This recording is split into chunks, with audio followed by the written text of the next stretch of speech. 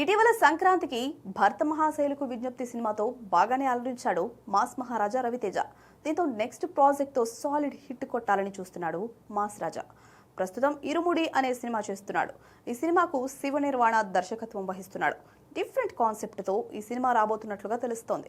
ఇక ఈ సినిమా తరువాత రవితేజ నెక్స్ట్ లైనప్ లో బింబిసార దర్శకుడు వశిష్ఠ కూడా ఉన్నాడు.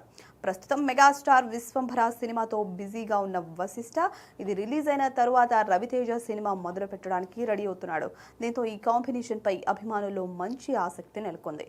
ఇప్పటికే కథ సిద్ధం చేసి ప్రీ ప్రొడక్షన్ దశలోకి తీసుకెళ్లే ప్రయత్నాలు జరిగాయని సినీ వర్గాల్లో సమాచారం. అయితే ఈ చిత్రానికి సుమారు 100 కోట్ల రూపాయల భారీ బడ్జెట్ అవసరమవుతుందని అంచనా వేసినట్లు తెలుస్తోంది. ఉత్సాహంగా ఉల్లాసంగా చదువు సాగాలి, గొప్ప గొప్ప ఉద్యోగాలు సాధించాలి.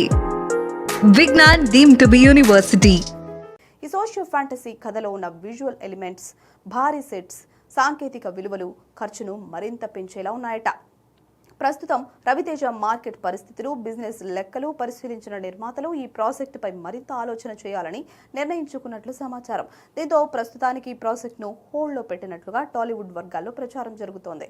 పరిస్థితులు అనుకూలిస్తే లేదా బడ్జెట్ విషయంలో స్పష్టత వస్తే తర్వాత మళ్లీ ఈ ప్రాజెక్టు ప్రారంభమయ్యే అవకాశం ఉందని అంటున్నారు. త్వరలోనే ఇలాంటి విషయాల్లో క్లారిటీ రానుంది.